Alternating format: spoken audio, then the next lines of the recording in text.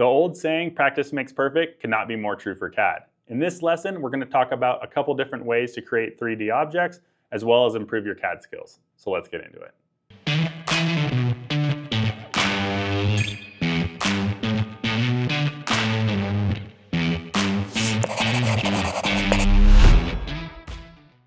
We've talked about a lot of different ways to create the 3D object within CAD in this first chapter, but there is a couple other tools that I want to talk about before we wrap it up that are available to us to create those 3D bodies. Let's jump straight into the CAD for it.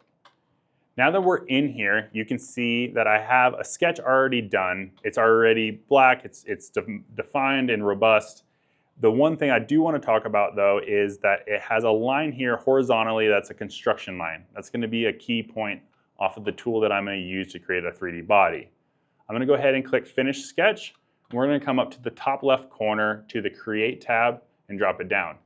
In here, we can see Extrude. We've used that a couple times now in Chapter 1. We're probably getting a little bit better at it, but we have a ton of options underneath it. Revolve, Sweep, Loft. These are all different ways that we can create that 3D body. Now, the one I want to showcase is the Revolve feature. This is one that I use pretty often within CAD that allows me to, create turning type parts that are kind of revolve around an axis.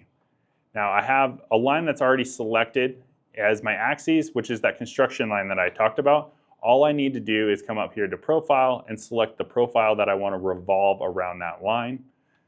Once I click on that object, I can see that it starts sweeping around it, creating that 3D body. Right now I currently have it set as an angle of 180 degrees. If I select it to be full, I get a full 3D part that comes through and allowing me to have a turning part.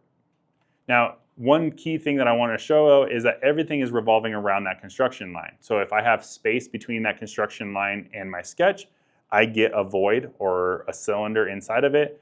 And if that line goes all the way to the construction line, I end up getting a solid object there. Now, this you can see is just another tool that you have available to create a 3D object. And as we talked about previously in Chapter 1, there is so many options that you're going to have to master over time within it. And that leads me to the way that we want to wrap this chapter up. It's just practice, practice, practice. Everything that we've talked about in Chapter 1 needs to be mastered before you go to Chapter 2. And the best way to do that is to find things within your house that you can use to design, to reverse. Things that I like to do is a Kleenex box or a doorknob, simple things that you can kind of look at, wrap your head around. You don't need to get calipers out. You don't need to be precise. You need to worry about having those skills that we've been building.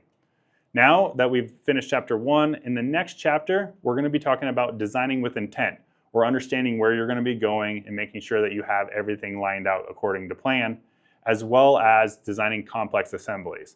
So we'll see you on the next chapter.